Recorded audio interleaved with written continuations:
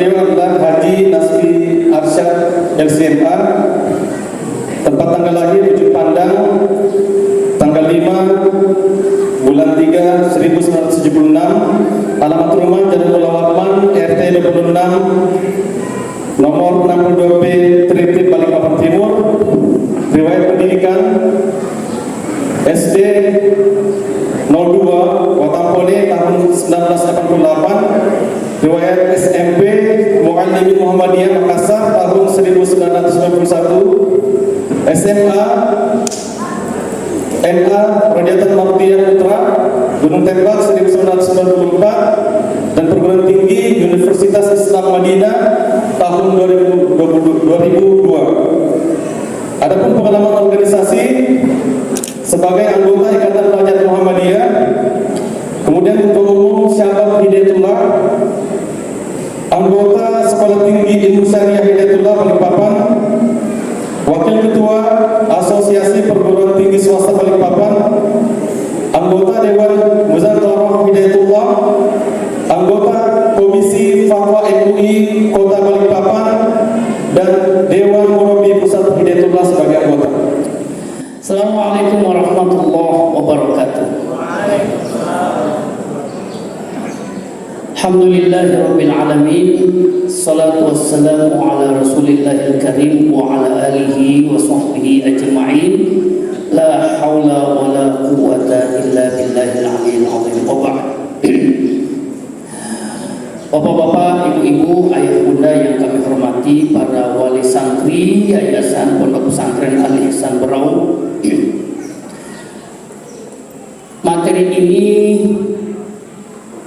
jujur bahwa menjadi salah satu materi yang banyak pakar parenting atau ada beberapa psikolog yang kami simak pemaparannya itu juga angkat tangan, juga mengakui bahwa bukan materi yang ringan, bukan materi yang sederhana. Ya, saya nonton ya, cari-cari tambahan materi, menyimak pemaparan Ibu Dokter Aisyah Dahlan, menyimak materi ibu-ibu psikolog dan lain-lainnya. Itu mengakui bahwa berbicara tentang era digital, apatah lagi kalau dikaitkan dengan tantangan mendidik anak di era digital, itu luar biasa beratnya, luar biasa berat. Mengapa? Karena era digital ini yang menciptakannya itu kita sendiri. Yang menciptakan era digital ini manusia. Ya, kita. Ya. Kitalah yang menginginkan adanya era digital, kitalah yang menciptakan era digital ini sehingga era digital ini muncul. Lalu kemudian meninggalkan satu fenomena yang kalau tidak hati-hati maka efeknya itu bisa sakit. Pilihannya itu kan era digital, menguasai atau dikuasai. Itu pilihannya. Kita yang menguasai digital ini atau kita yang dikuasai oleh digital itu sendiri. Sebelum saya lupa, saya ingin mengangkat dua kasus. Kasus yang semakin bertambah efek dari era digital ini, yang mungkin kasus ini tidak terlalu terblow up. Ada seorang psikolog menyampaikan bahwa beliau pernah menangani dua kasus yang sangat menyedihkan. Dua kasus yang sangat menyedihkan. Ya, yang pertama, ini mohon maaf kalau saya ceritakan di masjid, mohon maaf. Beliau pernah menangani kasus seorang gadis. Ya, seorang gadis masih muda. Ya, bahasa Indonesianya itu remaja. Meskipun dalam Islam istilah remaja itu tidak ada. Ya, mohon maaf, dalam Islam istilah remaja itu tidak dikenal. Ya, istilah remaja itu adalah produk Amerika atau produk Eropa, produk Barat. Istilah remaja itu. Gadis muda ini curhat kepada seorang psikolog atau psikolog yang menceritakan ini, bahwa dia telah kehilangan keperawanannya, kehilangan kegadisannya. Sang psikolog secara normal bertanya, apakah engkau telah berhubungan badan dengan pacarmu? Apa jawabannya? Tidak. Kamu pernah jalan bersama dengan pacarmu? Tidak. Kamu pernah dijemput oleh pacarmu? Tidak. Kamu pernah melakukan sesuatu yang kamu tidak sadari dengan pacarmu? Tidak. Bahkan saya katanya tidak pernah bertemu dengan pacar saya. Loh, bagaimana bisa?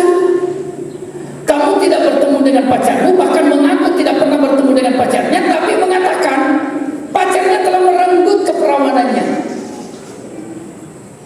Kira-kira bagaimana Bu? Ibu bisa membayangkan nggak? Tidak pernah bertemu dengan pacarnya, tidak pernah, jangankan berjalan sama-sama, jangankan berhubungan badan, melihat pacarnya secara langsung, bertemu pacarnya secara langsung tidak pernah, tapi mengatakan keperawanannya direnggut, diambil oleh pacarnya itu. Ada bayangan nggak Pak? Apa sebabnya atau apa yang terjadi di antara mereka berdua? Tidak pernah bertemu, tapi laki-laki ini berhasil merenggut keperawanan sang gadis. Yang muncul di kepala Bapak apa Pak? Ini nggak pakai dukun, ya? Ya, cinta ditolak, dukun bertindak, itu nggak pakai ini. Apa yang terjadi Pak? Apa yang menjadi penyebabnya? Mereka berdua sering video call. Sering video call. Sampai pada tingkat keduanya karena sudah asyik dengan video call, ya sudah merasa cocok, ya pacaran digital lah. Ya, pacaran di dunia maya. Sampai puncaknya sang laki ini merayu sang perempuan, sang gadis. Mohon maaf kalau saya cerita di masjid. Sampai pada tingkat sang gadis ini terlibat, terseret pada arus pembicaraan dengan sang laki-laki. Pembicaraan yang, ya bahasa kita itu porno ya. Yang membuat syahwat wanita ini naik dan kemudian memasukkan alat tertentu ke dalam aurat utamanya, yang akhirnya berdasarkan visum dokter mengatakan selaput keperawanannya telah sobek. Selaput keperawanannya telah sobek. Apakah karena berhubungan badan dengan pacarnya? Tidak. Bahkan bertemu dengan pacarnya juga tidak pernah, hanya lewat media sosial. Merasa cocok dengan wajahnya, ya kan, kalau di media sosial kan cocok dengan wajah saja, ya kan, gitu. Nggak tahu sang wanita ini kasihan, wajah asli yang laki-laki itu mungkin dipasangnya wajah Syahrul Khan barangkali gitu. Wah, ganteng juga nih, ya. Nah, gitu kan, nggak lihat aslinya, kasihan, ya. Nah, kalau di fotonya Syahrul Khan, begitu lihat aslinya sayu kan, nah gitu. Akhirnya sang perempuan ini dibujuk, memasukkan benda tertentu ke dalam kelaminnya, dan dokter mengatakan selaput keperawanannya telah sobek. Sobek artinya tidak perawan lagi. Hilang keperawanannya bukan karena bertemu dengan pacar, hilang keperawanan bukan karena bersetubuh dengan pacarnya, tidak. Hatta bertemu secara fisik juga tidak pernah. Itu pertama. Yang kedua, ya, jazakallah khair. Yang kedua, kata psikolog ini, dia mendapati satu kasus 3 anak SD. 3 anak SD Pak. 1 laki 2 perempuan. 1 laki 2 perempuan, semuanya anak SD. Yang laki SD, yang perempuan SD.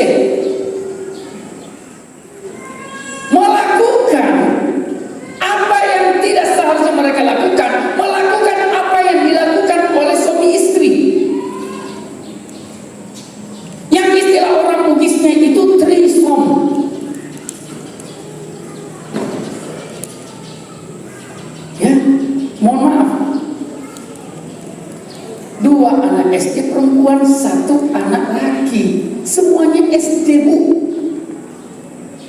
Ya. Yang orang laki-laki itu mungkin masih berbungkus itu. Ya, belum buka plastik. Ya. Itu sudah melakukan trisom. Luar biasa. Ya. Yang andai kata orang tua tahun 80-an itu diberitahu, itu gak nyambung mereka itu, gak nyambung. Kok bisa anak kecil, anak SD melakukan perbuatan seperti itu? Nah, semua itu karena apa? Kira-kira semua ini karena apa, Pak? Digital. Era digital, era yang kita ciptakan sendiri, era yang kita inginkan sendiri. Kitalah yang membuat era digital itu ada. Ya. Nah, ini prolognya, bahwa memang saat sekarang ini era digital itu luar biasa merambah, luar biasa merasuki. Yang istilahnya Ibu Eli Risman, seorang psikolog senior di Indonesia ini, beliau mengatakan dulu kalau tahun 80-an seorang anak ya SMA, SMP masuk ke dalam kamarnya, kunci kamar dari dalam, orang tua itu nggak gelisah. Orang tua nggak gelisah kalau ada anak SMA masuk kamar tahun 80-an, 90-an, orang tua nggak gelisah, paling baca majalah,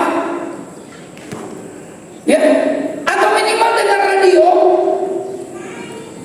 Kalau dia di Jakarta atau kalau dia di kota-kota besar, mungkin dia dengar John Bon Jovi, ya, Bon Jovi, ya, dengar Ahmad Albar. Kalau dia di desa mungkin dengarnya Roma Irama, ya, mendengarkan kata-kata Ani, ya, cukup Ani, terlalu, ya, paling banter kan itu yang didengar. Paling banter apa yang didengar? Saus sepuh, ya, Brahma Kumbara, itu aja dulu. Tapi sekarang ini kalau ada anak, jangan ke SMA, anak SD masuk ke dalam kamarnya, kunci kamar dari dalam, lalu kemudian membawa alat yang kecil itu, yang layarnya 4 atau 5 inci, dan gak ada suara dari dalam. Hati-hati, ibu-ibu jangan husnuzon, bapak-bapak jangan husnuzon. Kenapa gak ada suara itu, Pak? Ya, belajar.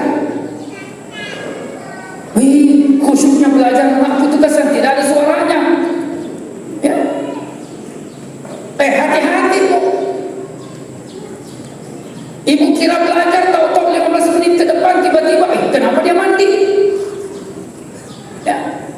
Nah, hati-hati. Ya.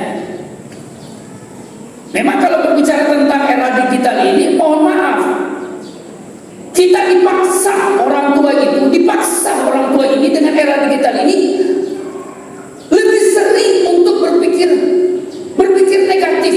Ya. Itu halusnya, bahasa kasarnya berpikir jorok tentang anak kita. Ya, mohon maaf, ya, nggak bisa, Pak. Ya, nggak bisa kita ini tenang-tenang, husnuzon, berprasangka baik sama anak kita kalau sudah masuk kamar, bawa handphone, ada kuota, ada wifi dan lain sebagainya, lalu kemudian dia belajar, kasihan, dia membaca dan sebagainya. Nggak bisa, meskipun jangan juga dituduh. Ya, nah, baik. Allah Subhanahu wa taala berfirman, "Wal yakhshal ladzina law taraku min khalfihim dhurriyyatan dhi'afa khafu 'alaihim falyattaqullaha wal yaqulu qawlan sadida." Dan hendaklah takut kepada Allah orang-orang yang seandainya meninggalkan di belakang mereka anak-anak yang lemah, yang mereka khawatir terhadap kesejahteraan mereka. Oleh sebab itu hendaklah mereka bertakwa kepada Allah dan hendaklah mereka mengucapkan perkataan yang benar. Ya. Hendaklah takut, wal yakhsha. Ya. Nah, nanti kita akan bahas bagaimana kiranya kita bisa menepis wal yakhsha atau rasa takut ini, insyaallah. Baik, ada apa dengan era digital? Mengapa harus khawatir dengan era digital?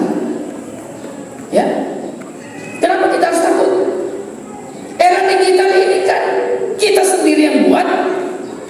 Ya, saya pernah berkata kepada salah satu kawan bahwa perkembangan teknologi itu adalah pemberian Tuhan. Ya, pemberian Tuhan.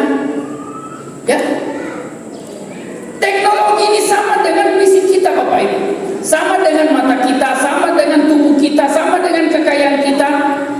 Ya, semua itu adalah merupakan something given yang diberi oleh Allah Subhanahu wa Ta'ala. Tidak ada dinamika, tidak ada kejadian sesederhana apapun di muka bumi ini yang terlepaskan dari izin dan dari ilmu Allah Subhanahu wa Ta'ala, termasuk perkembangan teknologi. Allah tahu itu. Sejak di Lauhul Mahfuz Allah tahu bahwa tahun 2000-an negara ini sudah mulai mengenal digitalisasi. Tahun 2000-an negara ini atau dunia ini itu semuanya serba ya, e-trading, e-commerce, e-learning dan lain sebagainya sudah elektronik semua. Allah tahu itu. Tapi mengapa Allah masih mengizinkan digitalisasi elektronik ini tetap berkembang, sementara saat sekarang ini kita menyadari efek negatifnya luar biasa mengancam. Nah, ini saya ingin membangun paradigma dulu bahwa jangan sampai ada yang suudzon sama Allah. Jangan ada yang suudzon sama Allah. Ya Allah, kenapa sih Engkau memberikan kita zaman, memberikan kita momen di mana kita ini sebagai orang tua setengah mati. Ya, Allah tentu dalam mengizinkan perkembangan teknologi ini memiliki maksud, memiliki tujuan yang baik. Yang tujuan baik inilah yang kita coba telusuri, coba kita tangkap dengan memahami hakikat daripada era digital tersebut. Nah, mengapa kita khawatir dengan era digital? Yang pertama karena dampak perubahannya. Ya, dampak perubahan. Ya, di mana-mana Bu, Pak, yang namanya perubahan itu hanya meninggalkan satu dari dua pilihan. Ya. Apakah perubahan itu kita jadikan sebagai peluang? Apakah perubahan itu menjadi ancaman bagi kita? Saat sekarang ini Pak, orang terkaya di dunia itu coba sebutkan siapa yang tidak terlibat dengan elektronik atau digitalisasi. Nggak ada. Ya, nggak ada. Ya, Elon Musk menjadi orang terkaya itu karena digitalisasi. Ya, Bill Gates menjadi orang terkaya itu karena digitalisasi. Mark Zuckerberg itu menjadi orang terkaya itu karena digitalisasi. Ya, saat sekarang ini nggak bisa. Ya, era digitalisasi perubahan ini hanya meninggalkan dua pilihan ini. Kita mau jadikan sebagai peluang atau kita mau jadikan sebagai ancaman. Kita mau menguasai era ini atau kita mau dikuasai. Pilihannya hanya dua. Nah, saya yakin di antara bapak-bapak, ibu-ibu ada yang sudah memanfaatkan era digital. Ya, pasti sudah ada yang e-commerce atau e-trading, pasti sudah ada. Ya, ya kan Bu? Kan pasti ada ibu-ibu, jangan nolak Bu. Pasti ada ibu-ibu yang pernah atau beberapa kali nonton ya di YouTube kan? Ya, silakan Ibu cobakan dulu di wajah, oleskan satu kali sebelum tidur. Ya, dipastikan bahwa besoknya Ibu bangun wajahnya akan lebih mulus. Ya, menghilangkan flek yang ada di wajah. Ibu itu dapatnya dari mana itu? Ya, digital itu. Ya, baik Ibu. Ya, ini ada daster baru modelnya. Ya, nah, coraknya ini terbatas, hanya dibuat oleh produsennya hanya 20 biji saja. siapa cepat, siapa dapat, langsung itu. Ya, Japri, langsung transfer online. Semua itu bisa terjadi kenapa? Digital. Ya, hanya dengan baring-baring uang terkirim. Tidak perlu lagi antri di kantor pos. Anak tidak perlu lagi ke kantor pos bawa resinya, wesel. Ya. Nah, waktu saya dengan Ustaz Jamil dulu santri ya, Ustaz Jamil, ya ini senior kami ya. Nah, bahkan mentor kami dalam dunia dakwah. Ya. Dulu waktu kami santri dengan Ustaz Jamil di Gunung Tembak Alia itu ada kawan dapat wesel pos tahun 92. Tertulis di situ angkanya itu 2.500. 92 loh Pak. 92 2.500 itu berapa sekarang? Kalau 92-nya 2.500. Sekarang berapa? 25.000 ya? 210. Nah, yang menarik itu ada pesannya di bawah. Ya. Hemat-hemat nak, ini untuk 1 tahun. Ya Allah ya Rabbi. Ya. Ya baik, kita kembali. Jadi kita nggak bisa. Ya. Jadi kita tidak bisa kemudian, wah ini ancaman digital ini, lalu kemudian kita talak 3 sebelum nikah. Ya, nggak bisa. Langsung nggak mau pakai handphone Android, nggak mau YouTube, nggak mau internet dan sebagainya. Nggak bisa, nggak bisa. Saat sekarang ini mencari tempat yang tidak terkena dampak internet jauh lebih susah, ya, dibandingkan mencari tempat yang sudah bisa mengakses internet. Gak bisa. Yang kedua, mengapa harus khawatir dengan era digital? Ya karena sebab kemunculannya karena kita. Ya, nanti ada slide-nya, tapi saya nggak apa-apa sebutkan sekarang. Jadi 4 abad sebelum Masehi, salah seorang filosof namanya Plato itu pernah curhat. Ya, cuman curhatnya nggak di status WA ya, enggak. Dia curhat begini, apa yang terjadi Pak? Apa yang terjadi di 4 abad sebelum Masehi? 4 abad sebelum Masehi itu terjadi satu perubahan dunia, di mana abad keempat 4 abad sebelum Masehi, ya, 4 abad sebelum Masehi, dunia tulis menulis itu muncul, alfabet itu muncul, sehingga kemudian manusia pada saat itu mengenal ada namanya huruf. Nah, sudah mulai menulis. Plato kemudian berkata, ya, Anda apa-apa saya loncat sedikit. Nah, ini Plato kemudian berkata, karena penemuan Anda ini, tulisan, akan menciptakan lupa di jiwa para pelajar, sebab mereka tidak akan menggunakan ingatan mereka.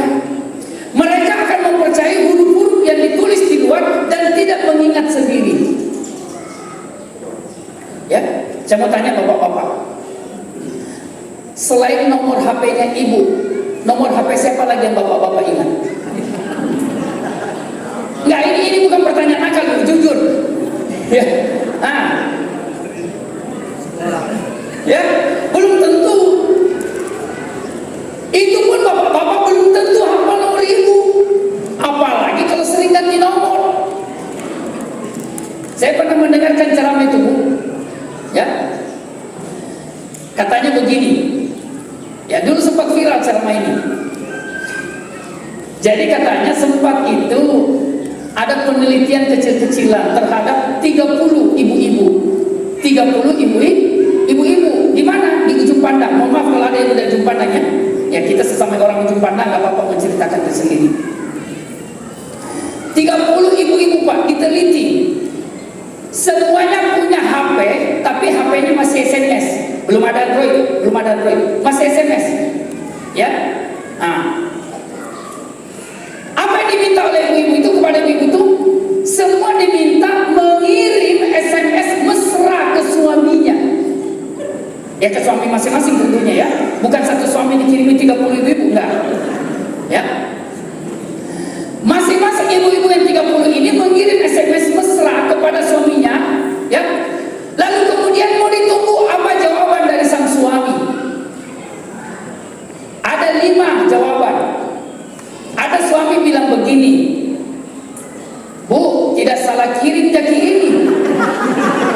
Coba ya. Tidak salah kirim lagi. Ketahuan kalau jalan kirim. Ya. Yang kedua apa kata suaminya? Ada suami bilang begini, Pak Nasami, ya artinya jujur saja apa maunya Bu. Jujur saja apa mau tak Pak Nasami. Ya. Pakai bahasa Makassar dia, Pak Nasami apa ya Rota? Ya jujur saja maunya apa. Yang paling terakhir, apa jawaban suami itu? Mohon maaf, ini nomor siapa? Luar biasa, dia tidak simpan nomor istrinya. Mohon maaf, ini nomor siapa katanya? Allah Rabbi.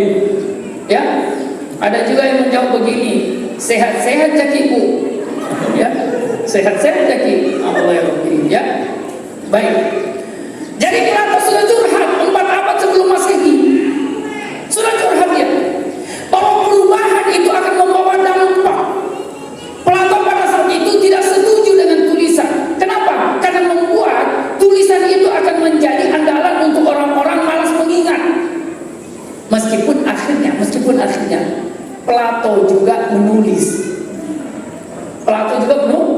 Dia tidak bisa menghindar dari perubahan itu. Ya.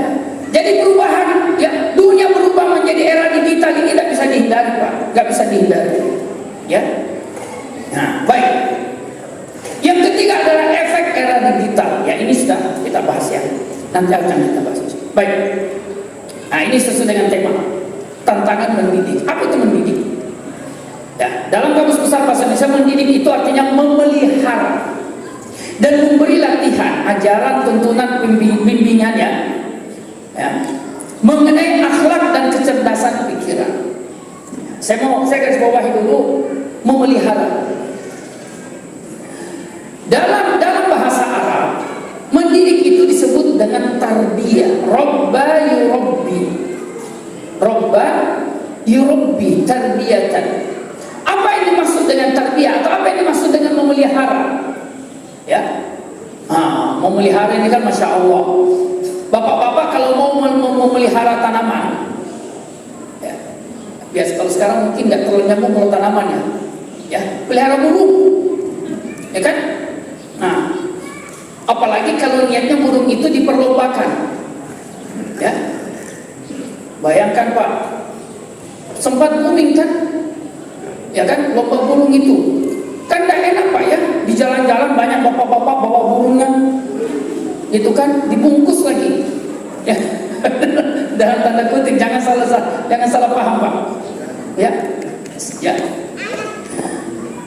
Kan kalau niatnya itu punya burung atau memelihara burung atau tanaman yang hebat, yang jago, pastikan dimulai dari apa Bu?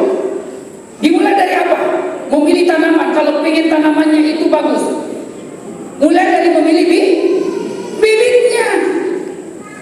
Mulai dari memilih bibit. Makanya kalau saya bergeser sedikit materi ini, ya, salah satu hal, saya nggak mau mengatakan kesalahan meskipun itu faktanya, ya, salah satu hal yang patut disayangkan dari laki-laki ketika ingin menikah atau perempuan ingin menikah atau orang tua ingin menikahkan anaknya, salah satu hal yang patut disayangkan karena tidak memperhatikan dan tidak ketat dalam hal bibit.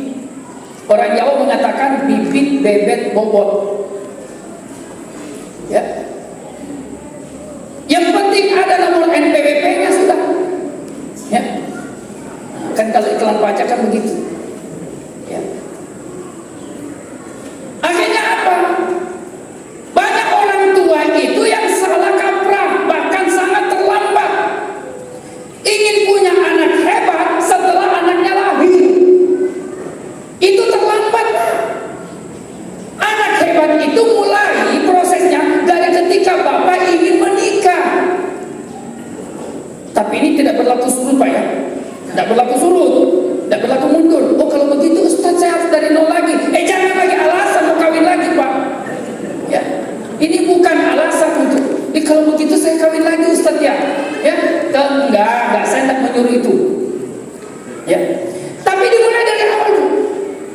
Makanya kalau bapak ibu ingin punya cucu yang hebat, mulai dari ketika ada yang mau melamar putrinya ibu, atau ketika bapak, anaknya ibu bapak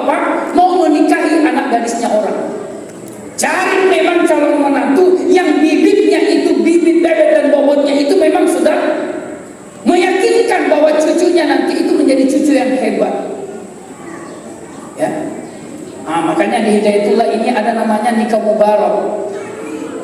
Nikah mubarak. Ya. Ini bukan untuk membatasi jodoh, bukan.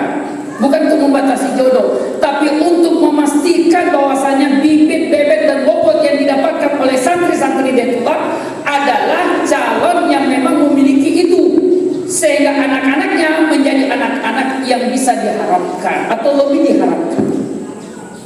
Ya, itu baik.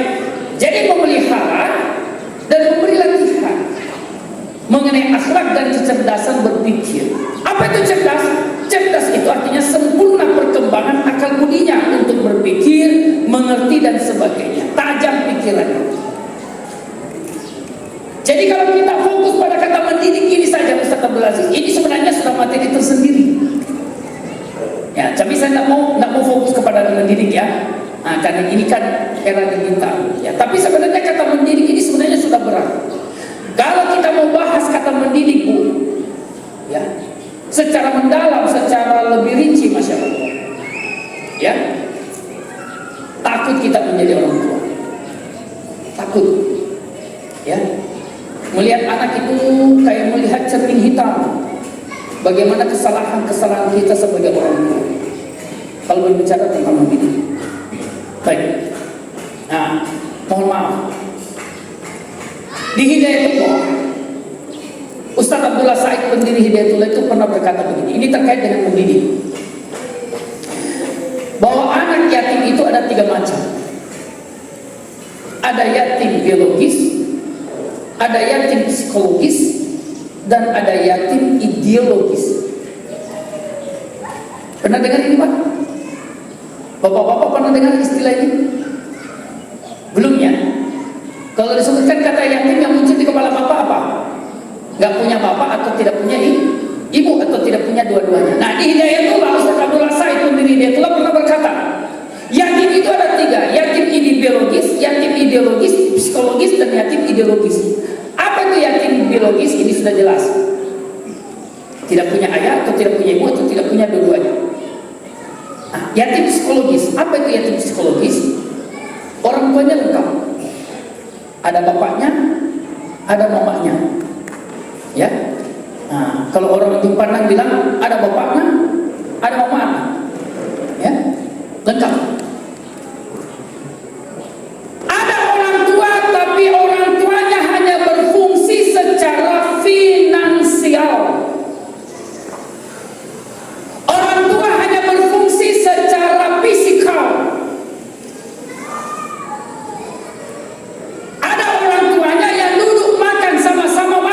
Bukan makan bersama, sama-sama makan. Ada orang tuanya tapi sama-sama tidur saja. Ada orang tua yang sama-sama jalan. Ada orang tua yang menutupi kebutuhan finansialnya, tapi sang anak tidak punya orang tua yang menatap mesra ketika dia makan. Tidak punya orang tua yang mencium keningnya, mengelus rambutnya ketika mau tidur. Tidak punya orang tua yang duduk mendengarkan menyimak ketika anak bercerita. Tidak punya orang tua yang kemudian bersabar saat sang anak melanggar. Tidak punya orang tua yang memberi masukan dan saran ketika anak sedang bingung. Tidak punya orang tua tempat berlabuh, tempat curhat ketika sang anak sedang gundah, sedang guncang, sedang galau. Tidak ada. Tidak ada. Itu yatim secara psikologis.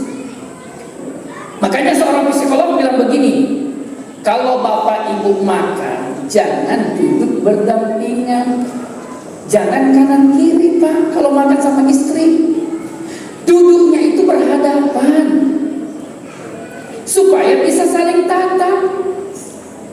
Jadi kalau makan Pak, duduk berhadapan. Bayangkanlah bapak sebagai pemeran utamanya, itu kuci-kuci hutahai. Bapak sebagai rahul, ibu sebagai kajol. Tatap matanya baik-baik, ya. Kan gitu, sambil kedip-kedip gitu loh, ya. Nah, ketika ibu sementara makan kan dikedip-kedipin matanya Pak. Nah, gitu. Datang pula ibunya kan, sambil makan gitu kan, sengaja dikasih keluar, sengaja dikasih sisa nasi satu di atas bibirnya, baru kemudian gitu.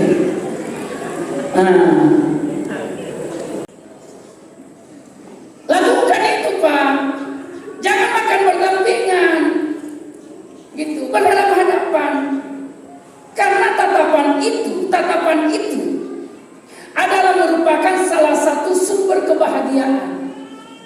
Yang penting tatapannya tatapan membahagiakan Pak. Ya, ada istilahnya orang Jumpan itu jam balisi. Ya, tatapan menjengkelkan. Apalagi kalau makan di restoran. Ya, tatapan kecemasan. Ya, mati bijak. Nambah lagi. Berapa sudah mau bayar ini? Berapa sudah? Ya, habis gaji. Ya. Makanya kalau makan ke restoran, bawa memang lauk dari rumah. Sampai ke restoran, pesan nasi, sayur kangkung, selesai. Ayamnya keluarkan dari kresek. Gitu. Ya. Yatim secara psikologis. Seorang psikolog mengatakan ada momen-momen di mana anak itu harus didampingi. Pertama, ketika dia sakit. Jangan biarkan anak itu sakit dan dalam masa sakitnya dia tidak mendapati ayah dan ibunya.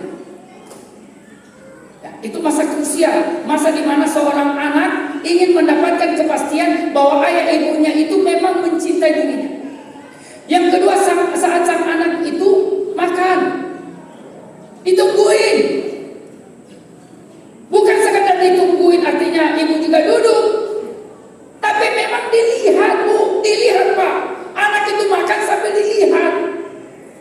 Ada juga bapak, ada juga ibu duduk juga di meja makan, anaknya makan, tapi lain juga dilihat.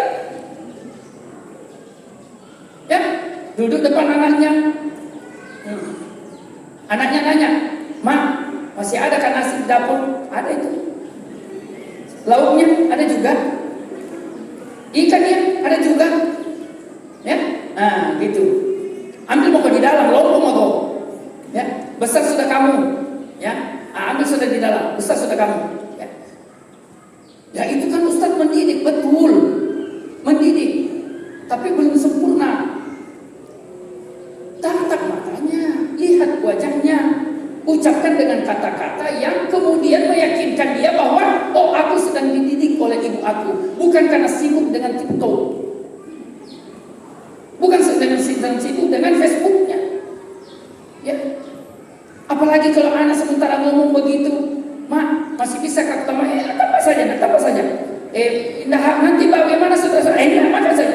Tiba-tiba terdengar lagi anak sama anaknya, "Ya ibu silakan order sekarang." Oh, pantas aku tidak diperhatikan. Beli lecing balik.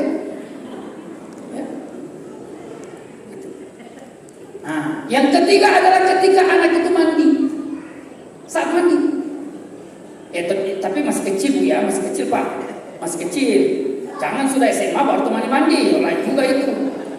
Ya, masih kecil. Itu momen menghindarkan anak dari yatim secara psikologis. Nah, Hidayatullah ini berfungsi itu. Hidayatullah menempatkan anak-anak ini, santri-santri dia tiga ini. Kalau santri-santri Hidayatullah, kalau bukan dia yatim secara biologis, dia yatim secara psikologis. Nah, yang parah itu adalah yatim secara ideologis.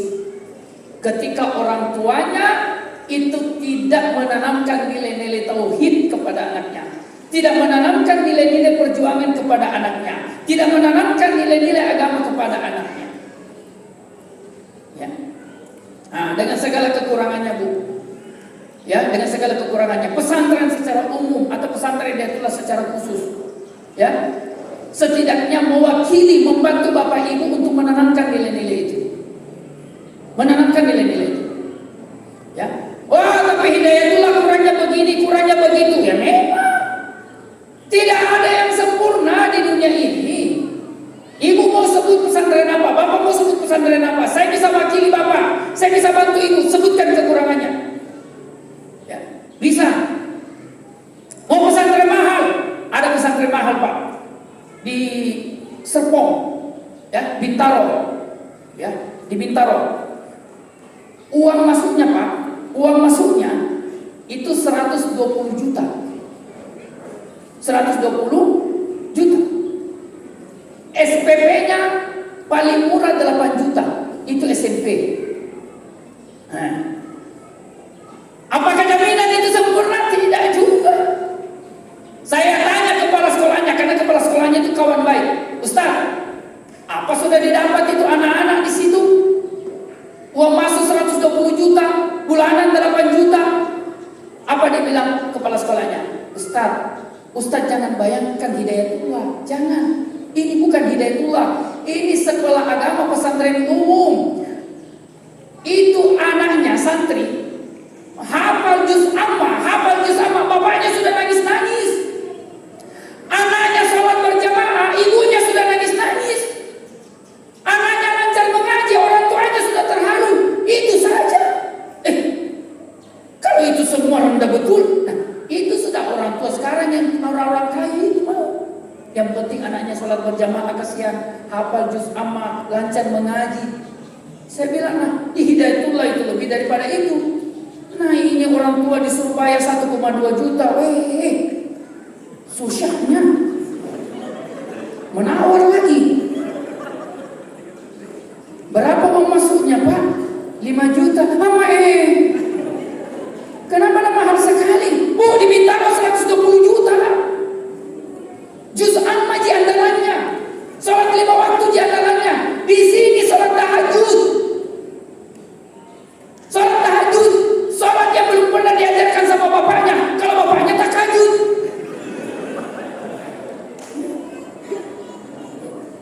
Jadi 5 juta itu murah Pak, murah. Ya, dibandingkan apa yang didapatkan sama namanya bapak di sini. Di sini sholat tahajud, di sini sholat berjamaah, menghafal, bukan cuma juz amma. Di sana di Bintaro 120 juta, andalannya juz amma. Ya.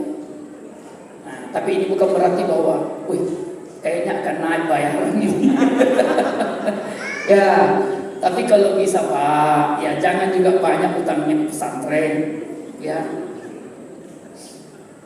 Baik, apa itu era digital? Era digital adalah suatu kondisi zaman ataupun kehidupan yang mana seluruh kegiatan yang mendukung kehidupan sudah bisa dipermudah.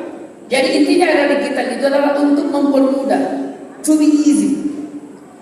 Ya, dengan adanya teknologi yang serba canggih.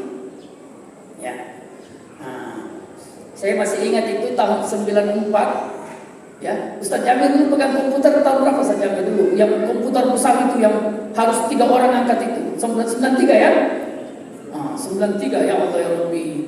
Itu 94 saya pegang komputer Pak. Masya Allah.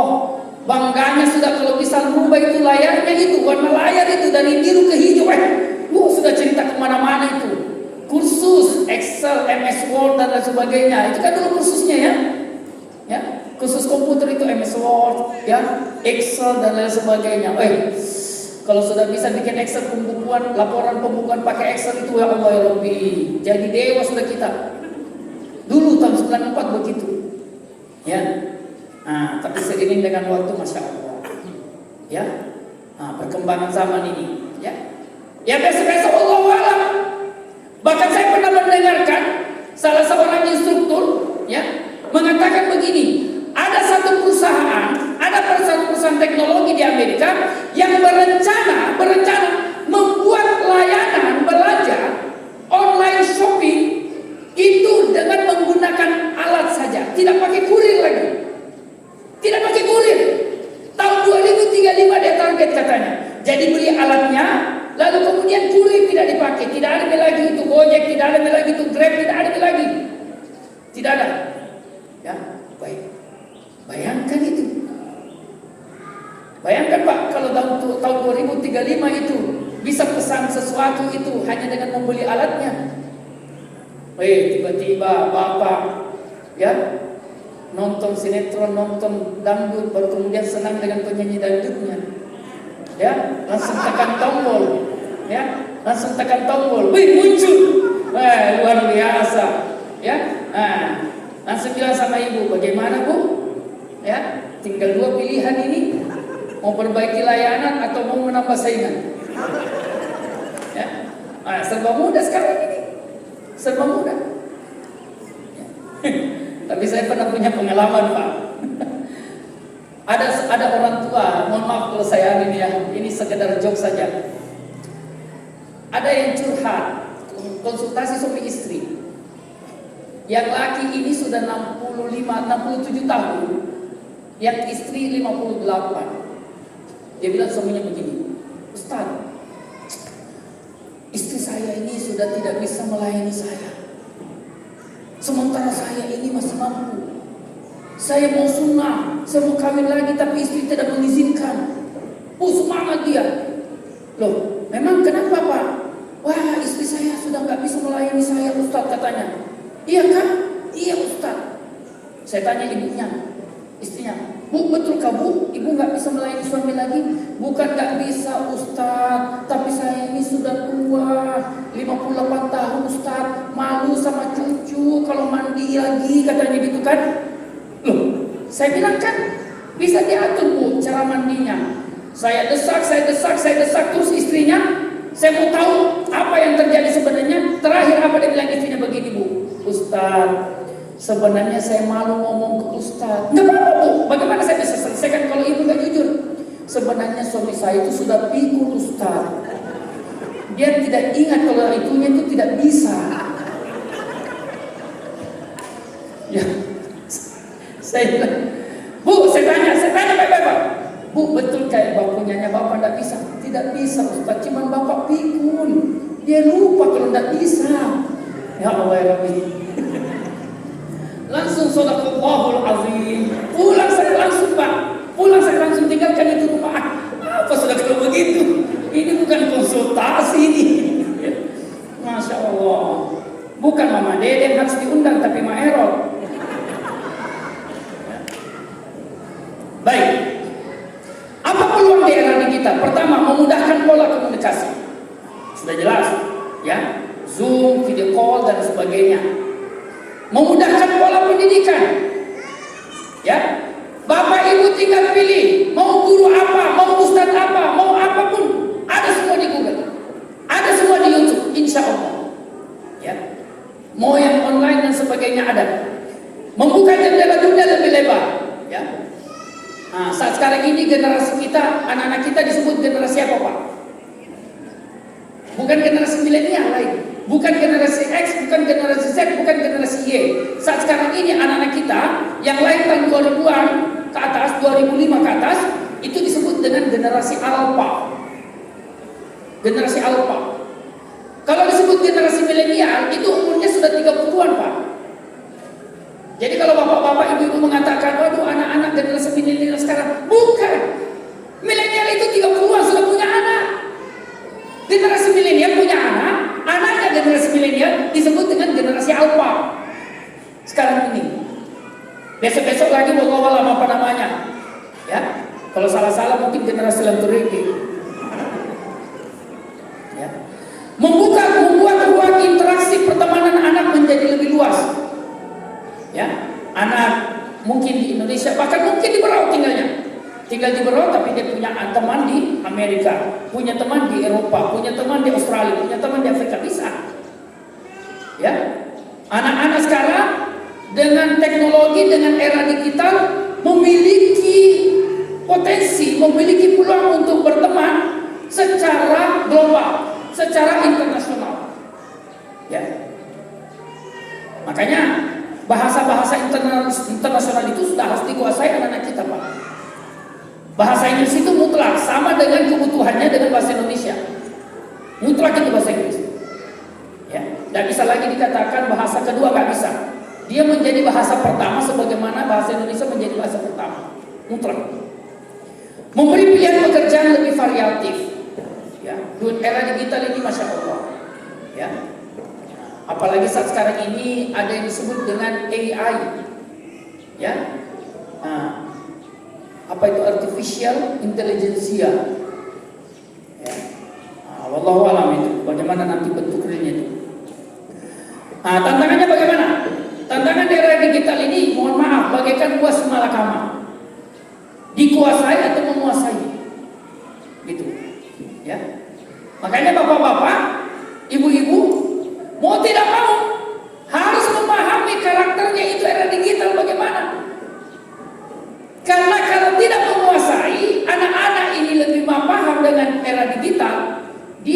bisa dalam tanda kutip mengkadali bapak-bapak, ibu-ibu, bisa dikadali. Bisa sekali. Apa kau lihat nak? Ini mah ya tulisan. Cepat dia mainkan HP-nya itu cepat. Bisa itu anak-anak. Orang tuanya polos-polos kasihan. Percaya-percaya saja. Tidak tahu teknologi, dikerjain sama anaknya. Gitu. Tantangannya di era digital adalah globalisasi. Sekarang ini teritorial tidak bisa lagi. Bonus demografi Indonesia ini luar biasa. Apa yang berlaku di Jakarta tidak menunggu 1 hari, tidak menunggu 1 jam, cukup 1 menit. Apa yang terjadi di Jakarta, di Berau ini sudah bisa diketahui. Ya, tidak ada lagi namanya ruang-ruang private, tidak ada. Tidak ada lagi namanya ruang-ruang tersembunyi, tidak ada. Semua sudah bisa dipantau oleh digital, oleh satelit. Sudah bisa dibuka oleh internet. Apalagi ada namanya dengan jejak digital. Ya. Jejak digital, wah itu muncul semua. Asalkan sempat terekam oleh internet, maka bisa dimunculkan, bisa dicari. Ya. Luar biasa. Apa tantangannya? Mengancam karakter anak. Karakter anak bisa menjadi malas karena semua serba mudah. Ya, tidak usah era digital Pak, Bu. Coba Pak, dispenser dengan rice cooker, ya, dispenser dengan rice cooker. Saya curiga, saya khawatir kalau banyak ibu-ibu yang tidak tahu lagi cara masak dengan kompor biasa itu. Menanak nasi, istilah menanak nasi itu sudah istilah yang tidak dipakai sekarang. Mana ada istilah menanak nasi sekarang? Ya kan? Cukup masukkan beras, cukup masukkan air, tunggu rice cooker, begitu latok, tek, naik ke atas, masak nih. Ya. Orang tua dulu kan, ya, masukkan dulu airnya di bawah, baru dipasang apa namanya di atas itu, baru naikkan berasnya, baru diaduk dan sebagainya. Masya Allah. Satu seni dulu itu memasak nasi, seni, keterampilan. Sekarang ini rice cooker andalan. Ya, dulu ibu-ibu kalau masak air malam-malam ditungguin. Sekarang ini dispenser, praktis. Ya, andai kata boleh disurvei itu ya, mana banyak ibu-ibu zaman dulu dengan ibu-ibu sekarang, mana yang lebih gemuk? Ya, bukan lebih gemuk, lebih subur. Ya, sekarang ini ibu-ibu, ya Allah ya Rabbi, ya, malas nih bergerak Pak. Ya, malas nih, karena semua serba tombol, semua serba tombol. Malas masak, tinggal buka aplikasi, ya kan, pesan GoFood. Malas masak air, ada dispenser. Malas masak nasi, ada rice cooker dan sebagainya. Malas mencuci, ada laundry. Gitu. Artinya apa? Seharusnya Bapak Ibu waktunya bersama anak itu lebih banyak.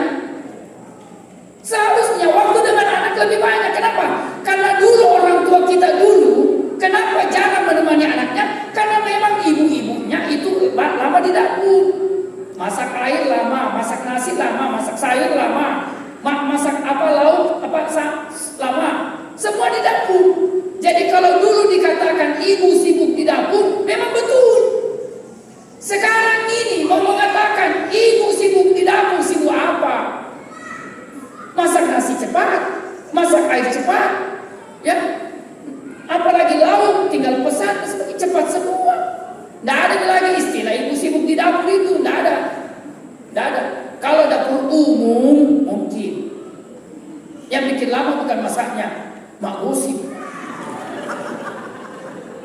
Tapi ada ibu bilang begini, Ustaz, jangan fitnah, kita tidak bergosip. Terus apa Bu? Mencocokkan informasi. Apakah kita tahu tentang ibu itu? Saya mencocokkan informasi saja. Khawatir ada informasi yang tidak cocok.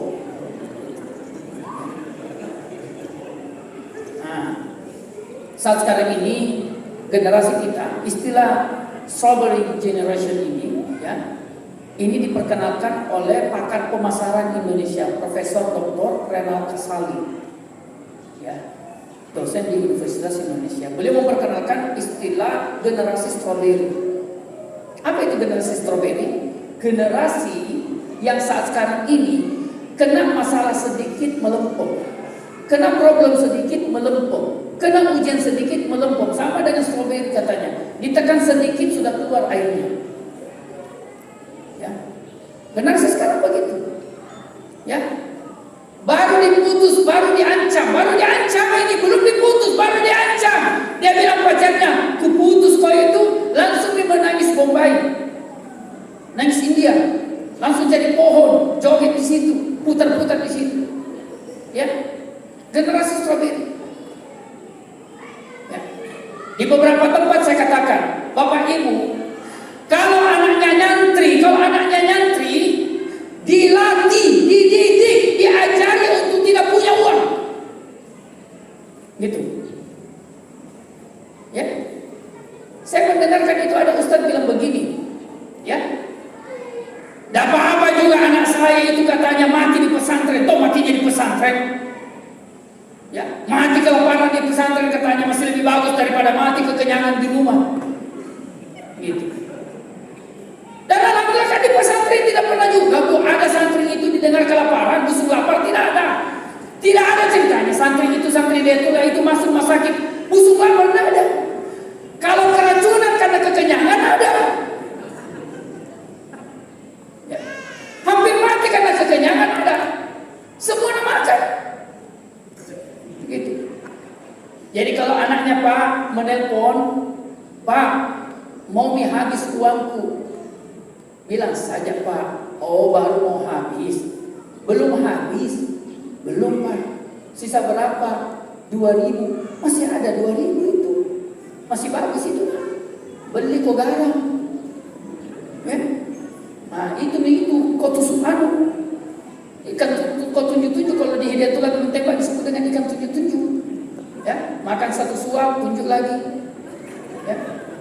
Kalau orang Cina itu dia gantung itu ikan asinnya di atas, satu kali suap tatap, satu kali suap tatap. Bapak pemimpin umum Hidayatullah Ustaz Abdurrahman Muhammad mengatakan begini, tidak ada pemimpin, tidak ada orang besar, tidak ada orang hebat yang lahir dari kasur yang empuk, tidak ada. Ya, jadi kasih pengalaman Bu, kasih pengalaman Pak. Anaknya di pesantren tidak punya uang, kasih pengalaman.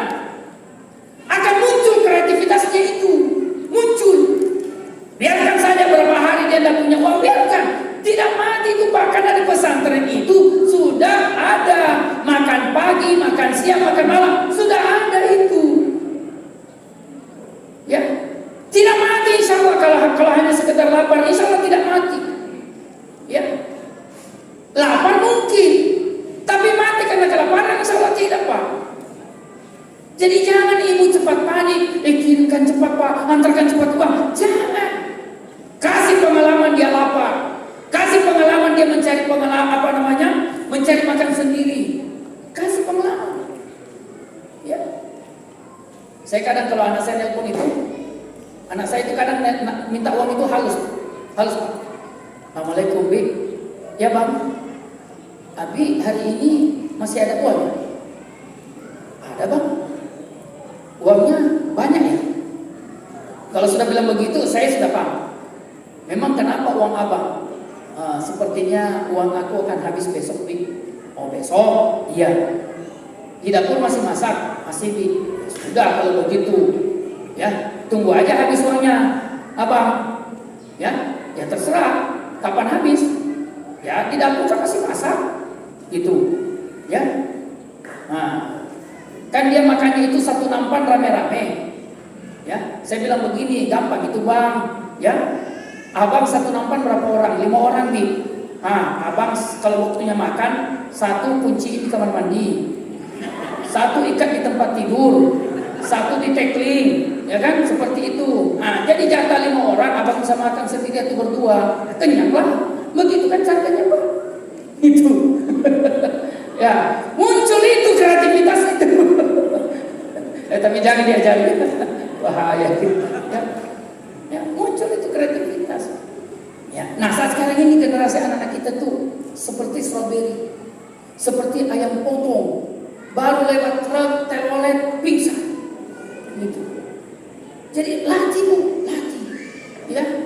Menyayangi anak bukan berarti tidak dididik dengan keras. Itu tidak bertabrakan, itu tidak bertolak belakang. Mendidik dengan keras, dengan menyayangi tidak bertolak belakang.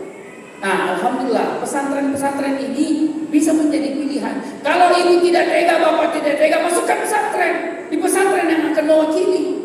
Orang pesantren, ustaz-ustaz pesantren tidak punya beban. Ya, karena memang tujuannya masuk pesantren seperti itu. Kalau Ustaz Abdullah Said pendiri Hidayatullah mengatakan begini, pesantren Hidayatullah itu bengkel manusia. Namanya bengkel itu Pak dipukul, ya, ditempa, dilatih dan sebagainya, supaya keluarnya kuat, keluarnya bagus. Ya. Baik, terakhir. Maka bagaimana mendidik anak di era digital? Pertama, memohon perlindungan kepada Allah. Ini yang paling utama. Seperti doa Maryam, ya, inni u'iruha bika wa dzurriyyataha minasyaitonir rajim. Ya Allah, aku memohon perlindunganmu, ya. Saya menyerahkan generasiku kepadamu, perlindungannya dari godaan syaitan. Ya, saya biasa mengatakan kepada guru-guru kalau berdoa angkat tangan, tatap wajah muridnya, lihat nama-nama anaknya, muridnya itu. Kalau ada waktu sebut nama muridnya satu persatu, jangan digeneralisir. Allahumma ighfir lil muslimina wal muslimat wal mu'minina wal mu'minat. Baru kemudian di situ dalam hatinya termasuk murid-muridku, yaitu edisi sibuk. Kalau ada waktunya longgar Pak, guru-guru, ustaz-ustazah, dipasang itu daftar nama muridnya. Wali kelas 6 misalnya, mana itu daftar namanya, itu anak-anak kelas 6. Luangkan waktu, sebut namanya satu persatu. Ya, ya Allah, lindungi ini, lindungi fulan, lindungi fulana, sebutkan satu persatu. Paling berapa sih? Paling 25, paling 30 anak, 30 nama yang mau dibaca. Insya Allah 5 menit sudah cukup itu. Luangkan. Itu kewajiban kita sebagai guru, kewajiban kita sebagai wali kelas. Ya. Sama dengan orang tua. Ya. Bapak-bapak, ibu-ibu, sebut nama anaknya Pak. Sebut nama anaknya dalam doa. Kami pernah duduk berdua selesai sholat berdua sama anak. Kami pernah bilang begini, Bang, Abi mau minta tolong. Apa Bi? Tolong doakan Abi. Ketawa anak saya, Abi masa aku doakan Abi, nah Abi lebih bagus doanya. Bukan Bang, Abi mau dengar Abang doakan Abi. Abang mau doakan Abi apa? Nah, tolong dengarkan Abi. Saya minta anak saya itu mendoakan saya. Ya, saya dengar. Saya pasang telinga. Setelah dia mendoakan saya, dia sebut nama saya. Ya. Saya kemudian minta anak saya itu, kemudian Bang, duduk. Abi mau doakan Abang. Saya angkat tangan, saya berdoa, saya sebut nama dia. Saya sebut nama dia secara lengkap.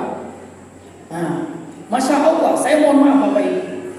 Mata anak saya itu basah. Terharu dia. Terharu saya berdoa dan saya sebut namanya dan saya perdengarkan. Jadi cari momen Pak. Terutama bapak-bapak, apalagi kan banyak bapak-bapak kerja di perusahaannya. Ya. Kalau kerja di perusahaan itu ada namanya quality time. Waktu-waktu berkualitas. Salah satu cara mengisi waktu bersama anak di waktu-waktu di sela-sela kesibukan bapak dan ibu, salah satunya dengan saling mendoakan. Sebutkan nama anaknya Pak, perdengarkan anaknya, duduk, panggil dia duduk, sini nak, duduk. Dekat bapak, dekat Abi.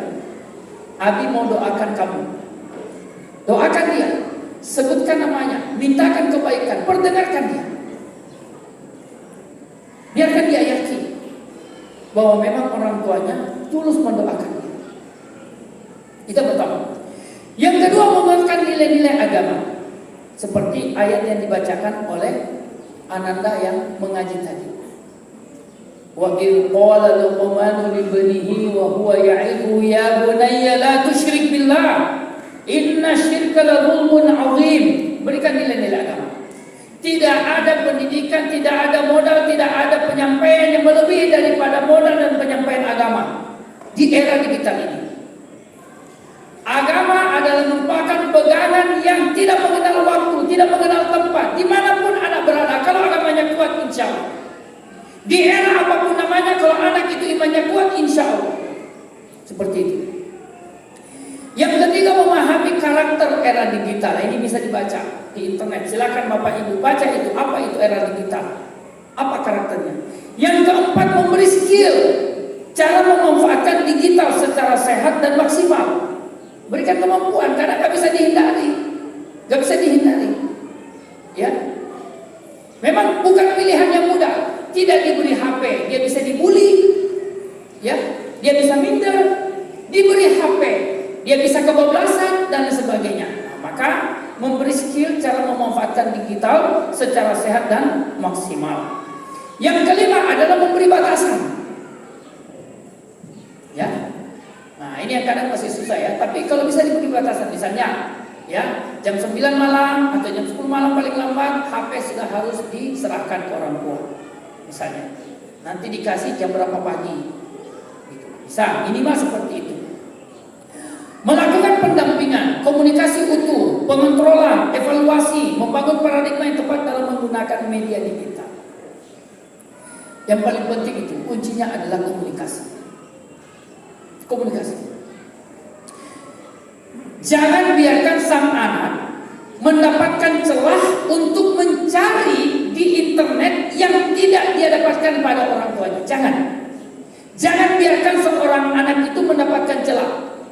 Biarkan sang anak kebingungan, karena semua yang dibutuhkan di internet ada pada orang tuanya. Dia butuh teman, ada pada orang tuanya. Dia butuh tempat curhat, ada orang tuanya. Dia butuh teman ngobrol, ada sama orang tuanya. Jangan biarkan anak itu mendapatkan celah untuk mencari di internet apa yang dia tidak temukan pada orang tuanya. Makanya Bapak Ibu, jangan gampang mengaku sibuk, jangan. Kesibukan orang tua yang paling inti adalah mendampingi anak. Itu kesibukan paling nomor satu. Setelah menyembah Allah, kesibukan setelah menyembah Allah adalah mendampingi anak. Bangun komunikasi.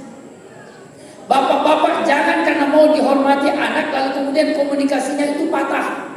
Jangan. Ya, lalu kemudian jahil, lalu kemudian mau disegani, akhirnya komunikasi menjadi patah. Jangan. Cairkan. Makanya anak Bapak Ibu, kenali karakter anak. Rentang usia, setiap rentang usia memiliki karakter tersendiri. Ketika SD, dia butuhnya apa? Ketika SMP, dia butuhnya apa? Ketika SMA, dia butuhnya apa? Ketika kuliah, dia butuh apa? Jangan anak sudah SMA diperlakukan SD, disuruh-suruh. Ketika SMA tidak boleh lagi diperdengarkan kata harus. Nggak bisa. Harus begini, pokoknya begini, wajib begini. Nggak boleh. SMA Bu. SMA itu yang dia butuhkan teman berpikir. Maka bahasanya pun harus dirubah. Kalau misalnya berkata begini, "Mak, saya mau begini." Jangan kasih jawaban, "Oh ya kamu harus begitu." Nah, menurut kamu bagaimana? Sudah SMA dia. Sudah mumayyiz, sudah balik, sudah terbentuk pola berpikirnya. Maka berikan dia guidance, berikan dia panduan. Oh, kalau saya begini, efeknya begini. Kalau saya begitu, efeknya begini. Berikan dia panduan seperti itu. Jangan dikasih yang sudah masak. Jangan. Kasih kemampuan, asah kemampuan berpikirnya.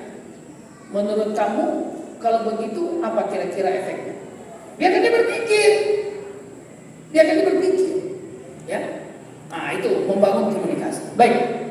Ya, ini 3 menit lagi kode keras akan dilakukan. Ya, jam 11.04. Ya, sebelum itu terjadi saya tinggalkan. Ya, wallahu ta'ala alam. Mohon maaf apabila kata-kata yang kurang berkenan di hati. Saya kembalikan kepada Bapak MC. Ya, wallahu ta'ala alam. Alhamdulillahirabbil alamin. Ya, assalamualaikum warahmatullahi wabarakatuh. Mau dialog dulu 15 menit atau bagaimana? Silahkan dipandu.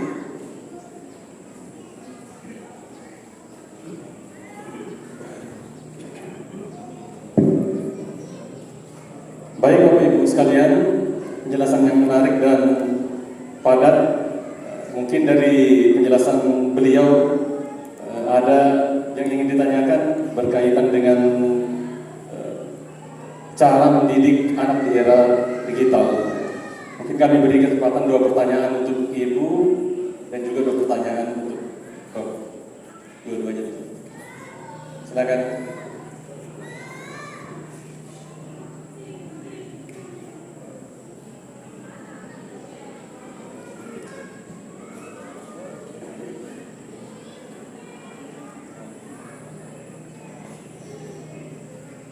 Kayaknya sudah paham semua ini, tinggal praktekkan di rumah. Baik, jika tidak ada, kita acara selanjutnya ini doa yang akan mungkin langsung dipimpin doanya.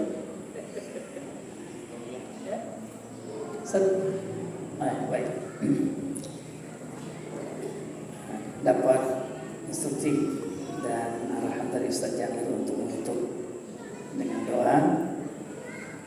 Baik Bapak Ibu sekalian berbahagia, mari kita bersama-sama mengakhiri majelis yang mulia ini dan diawali dengan beristighfar kepada Allah Subhanahu wa taala sebelum kita berdoa.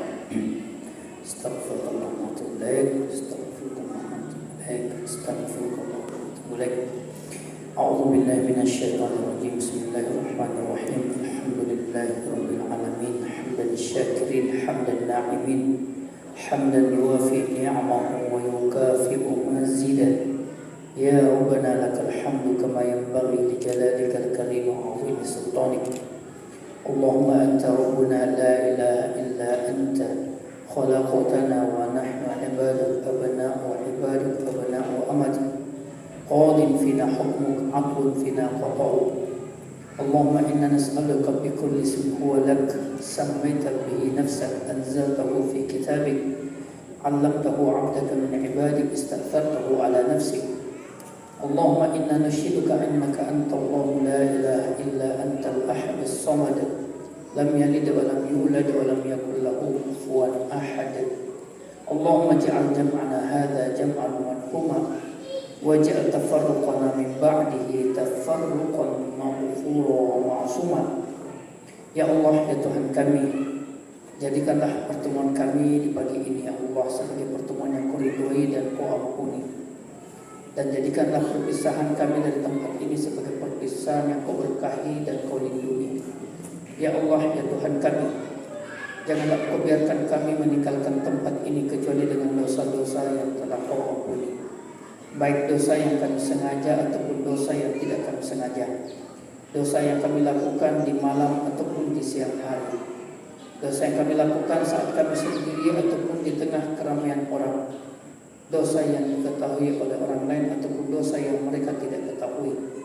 Ya Allah, ya Tuhan kami, janganlah Engkau biarkan kami meninggalkan tempat ini kecuali dengan ilmu yang telah Kau tambahkan, kecuali dengan harta yang telah Kau berkahi, kecuali dengan hajat-hajat kami yang telah Kau penuhi, kecuali dengan utang-utang yang telah Kau tutupi. Janganlah Engkau biarkan kami meninggalkan tempat ini kecuali dengan doa-doa yang telah Kau kabulkan, kecuali dengan yang sakit di antara kami telah Kau sembuhkan, yang sedang kesulitan Kau mudahkan, kecuali dengan hati-hati di antara kami yang telah Kau satukan. Ya Allah, ya Tuhan kami, sesungguhnya kami meminta pertolongan dan perlindungan dari-Mu untuk melindungi anak keturunan kami dari segala godaan syaitan yang terkutuk. Allahumma inna nu'idzu bika dzurriyyataha minasyaitonir rajim. Allahumma inna nu'idzu bika dzurriyyatana wa dzurriyyataha minasyaitonir rajim. Rabbana zalamna anfusana wa illam taghfir lana wa tarhamna lanakunanna minal khasirin. Rabbana hab lana min azwajina wa dhurriyyatina qurrata a'yun waj'alna lil muttaqina imama. Rabbana taqabbal minna innaka antas samiul alim. Rabbana taqabbal minna siyamana wa qiyamana wa tilawatana wa وصدقاتنا وتقبل جميع أعمالنا اللهم لا ترد أعمالنا ربنا آتنا في الدنيا حسنة وفي الآخرة حسنة وقنا عذاب النار وصلى الله على نبينا محمد وعلى آله وصحبه أجمعين والحمد لله رب العالمين. والسلام عليكم ورحمة الله.